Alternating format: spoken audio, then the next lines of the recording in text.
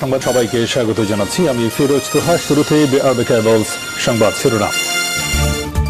শুরুতেই থাকছে রয়টার্সের সাক্ষাৎকার। ডিসেম্বরের মধ্যে দেশে ফিরে আত্মসমর্পণ করবেন শেখ হাসিনা। জুলাই গণঅভ্যুত্থানের সময় সংঘটিত মানবতা বিরোধী অপরাধের দায়ে মৃত্যুদণ্ডপ্রাপ্ত ভারতে আশ্রিত ক্ষমতাচ্যুত সাবেক প্রধানমন্ত্রী শেখ হাসিনা দেশে ফিরে আত্মসমর্পণের চিন্তা করেছেন। বার্তা সংস্থা রয়টার্সকে দেওয়া এক টেলিফোন সাক্ষাৎকারে ৭৮ বছর বয়সী হাসিনা নিজেই এ ভাবনার কথা জানিয়েছেন। প্রিয় দর্শক, রয়টার্সের সাথে তার কোন কোন বিষয়ে কথা হয়েছে এবং তিনি কিভাবে দেশে ফিরে আসতে চান, দেশে ফিরে এসে কি করতে চান, এ বিষয়ে থাকছে একটি বিস্তারিত আলোচনা। দেখতে থাকুন।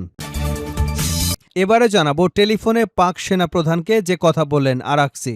পাকিস্তানের সেনাপ্রধান ফিল্ড মার্শাল আসিম মুনিরের সঙ্গে টেলিফোনে কথা বলেছেন ইরানের পররাষ্ট্রমন্ত্রী আব্বাস আরাকসি। জানাবো আমি মারা গেলে তোমরাও মরবে, বললেন ডোনাল্ড ট্রাম্প। যুক্তরাষ্ট্র ও ইরানের মধ্যে চলমান উত্তেজনার মধ্যেই নতুন বিতর্কের জন্ম দিয়েছেন মার্কিন প্রেসিডেন্ট ডোনাল্ড ট্রাম্প। তিনি বলেছেন, ইরান যদি তার বহনকারী বিমান এয়ারফোর্স ওয়ানে হামলা চালায় তাহলে বিমানে থাকা সাংবাদিকরাও বাঁচবেন না। এদিকে স্পেনে ভয়াবহ দাবানল থেকে প্রাণে বাঁচতে পালানোর সময় বহু প্রাণহানি।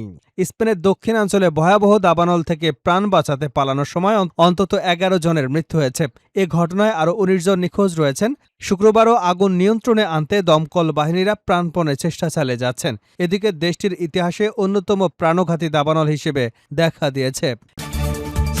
এবারে থাকছে যুক্তরাষ্ট্র ইরান উত্তেজনায় হুমকিতে ২০২৭ সালের তেলের বাজার। যুক্তরাষ্ট্র ও ইরানের মধ্যে নতুন করে শুরু হওয়া সংঘাতে আগামী বছর বিশ্ববাজারে তেলের দামে বড় ধরনের আশঙ্কার কথা জানিয়েছে আন্তর্জাতিক জ্বালানি সংস্থা। জুন মাসে হরমুজ প্রণালী পুনরায় খুলে দেওয়ায় বিশ্বব্যাপী জ্বালানির তেলের সরবরাহ বাড়লেও তা এখনও যুদ্ধপূর্ব পরিস্থিতির তুলনায় বেশ কম। এবং সর্বশেষ জানাবো ইরানে হামলায় যুক্তরাষ্ট্রের সঙ্গে যোগ দিতে প্রস্তুত ইসরায়েল। ট্রাম্পের সম্মতির অপেক্ষা। ইরানে যুক্তরাষ্ট্রের চলমান হামলায় যোগ দিতে পুনরায় দেশটিতে সামরিক অভিযান চালাতে আগ্রহী ইসরায়েল। তবে এ বিষয়ে মার্কিন প্রেসিডেন্ট ডোনাল্ড ট্রাম্পের সম্মতির অপেক্ষায় রয়েছে তেল আবিব। ইসরায়েলের সরকারি সম্প্রচার মাধ্যম কানের এক প্রতিবেদনের বরাতে তথ্য জানিয়েছে টাইমস অফ ইসরায়েল। এতক্ষণ শুনছিলেন সংবাদ শিরোনাম, এবার থাকছে পুরো সংবাদ। দর্শক, অনুরোধ থাকবে এই ভিডিওতে একটি লাইক দিন, কমেন্টস করে জানিয়ে দিন এই ভিডিওটি আপনি কোন জেলা থেকে দেখছেন এবং শুনছেন। রয়টার্সের সাক্ষাৎকার। ডিসেম্বরের মধ্যে দেশে ফিরে আত্মসমর্পণ করবেন শেখ হাসিনা। জুলাই গণঅভ্যুত্থানের সময় সংঘটিত মানবতা বিরোধী অপরাধের দায়ে মৃত্যুদণ্ডপ্রাপ্ত ভারতে আশ্রিত ক্ষমতাচ্যুত সাবেক প্রধানমন্ত্রী শেখ হাসিনা দেশে ফিরে আত্মসমর্পণের চিন্তা করেছেন। বার্তা সংস্থা রয়টার্সকে দেওয়া এক টেলিফোন সাক্ষাৎকারে ৭৮ বছর বয়সী হাসিনা নিজেই এ ভাবনার কথা জানিয়েছেন। শুক্রবার প্রকাশিত প্রতিবেদনে জানা যায়, হাসিনা ও তার দল আওয়ামী লীগের জ্যেষ্ঠ নেতারা আগামী ডিসেম্বর নাগাদ দেশে ফিরে আদালতে আত্মসমর্পণ করবার পরিকল্পনা করেছেন।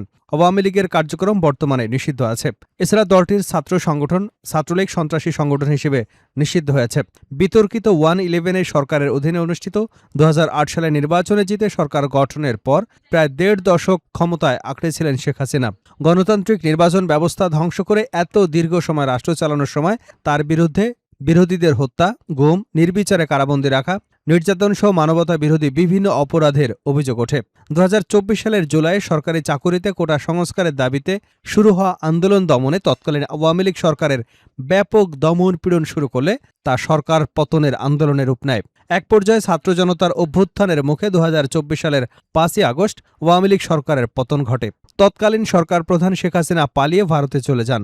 তার সঙ্গে পালান আওয়ামী লীগের অনেক নেতাকর্মী এবং হাসিনার অনুগত পুলিশ প্রশাসনের কর্তা ব্যক্তিরাও। পরে ওই অভ্যুত্থান ঘিরে সংঘটিত সহিংসতার তদন্ত শেষে জাতিসংঘের মানবাধিকার দপ্তর একটি প্রতিবেদন প্রকাশ করে। প্রতিবেদনে ব্যাপক মানবাধিকার লঙ্ঘনের ঘটনা তুলে ধরা হয়। সেই সংঘাতে অনেক শিশু কিশোর সহ প্রায় ১,৪০০ জন নিহত হয়েছেন বলে উল্লেখ করা হয়। এই দমন পীড়নে খোদ শেখ হাসিনাই সমন্বয়কারীর ভূমিকায় ছিলেন বলে প্রতিবেদনে বলা হয়।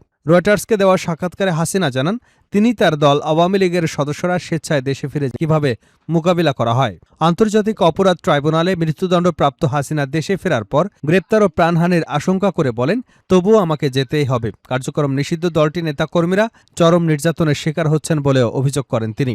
যদিও সম্প্রতি আন্তর্জাতিক অপরাধ ট্রাইব্যুনালের চিফ প্রসিকিউটর মোহাম্মদ আমিনুল ইসলাম জানান, জুলাই গণঅভ্যুত্থানকালে সংগঠিত অপরাধের সঙ্গে দল হিসেবে ক্ষমতাচ্যুত আওয়ামী লীগের প্রাথমিক তদন্তের সংশ্লিষ্টতা পাওয়া গেছে এবং এ কারণেই তদন্ত চলছে। রয়টার্সের প্রতিবেদনে বলা হয়, গত 2 বছরের অস্থিরতা কাটিয়ে স্থিতিশীলতা ফেরানোর চেষ্টা করছে বাংলাদেশের নতুন সরকার। এমন সময় শেখ হাসিনা ফেরার সিদ্ধান্ত বাংলাদেশের রাজনৈতিক বিভাজনকে আরও তীব্র করতে পারে। অন্যদিকে এর মাধ্যমে ভারতের সঙ্গে টানাপোড়েনে থাকা সম্পর্কের উন্নতি হতে পারে। শেখ হাসিনাকে আশ্রয় দেওয়ার পর থেকে দুদেশের সম্পর্কে ব্যাপক অবনতি হয়। তার মধ্যেই শেখ হাসিনাকে ফিরিয়ে দিতে বাংলাদেশ সরকার বারবার ভারতকে আহ্বান জানিয়ে আসছে।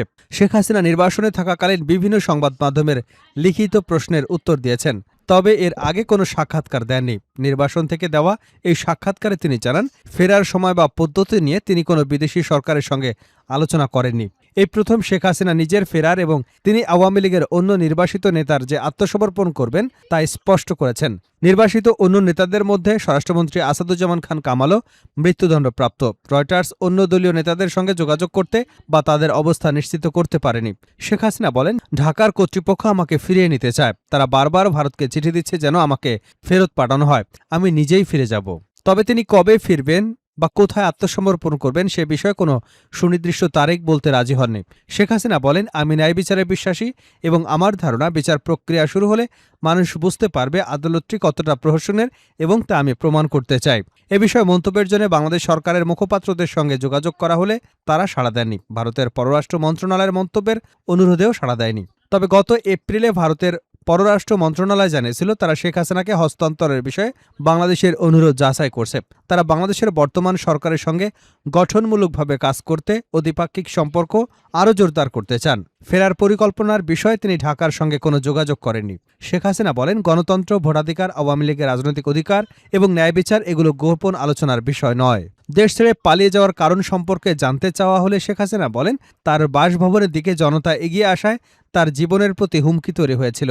তিনি বলেন, দীর্ঘদিন সরকার চালালে ভুল হতে পারে, কোনো সরকারই ভুলের ঊর্ধ্বে নয়, কিন্তু সরকারের ভালো মন্দ ঠিক ভুল বিচার করবার অধিকার জনগণের। আমি সেই বিচারের ভার জনগণের উপরই ছেড়ে দিচ্ছি। আওয়ামী লীগকে পুনর্গঠনের অংশ হিসেবে বাংলাদেশের ৩০০টি সংসদীয় আসনের মধ্যে ১২৫টি আসনের নেতাদের সঙ্গে অনলাইনে বৈঠক করেছেন বলে হাসিনা জানান।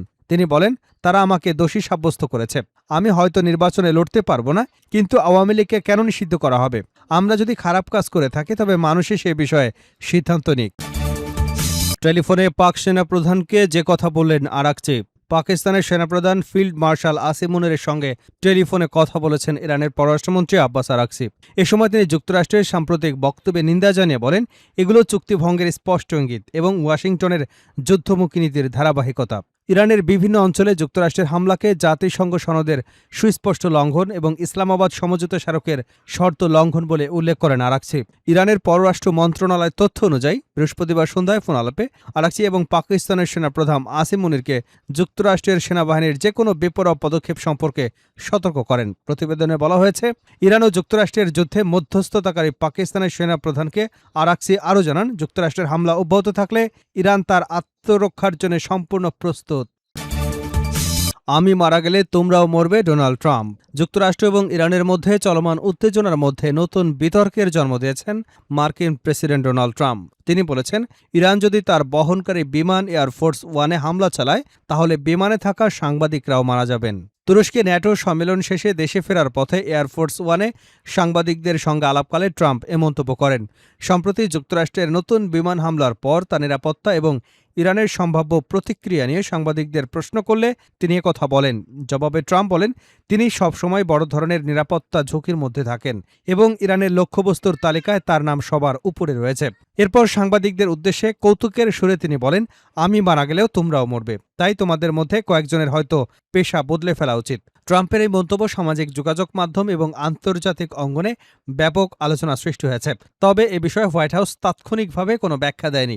এদিকে নিরাপত্তাজনিত ঝুঁকির কারণে এবার ট্রাম্প তার নতুন প্রেসিডেন্সিয়াল বিমান ব্যবহার না করে পুরনো এয়ারফোর্স ওয়ানে তুরস্ক ত্যাগ করেছেন বলে সংশ্লিষ্ট সূত্র জানিয়েছে।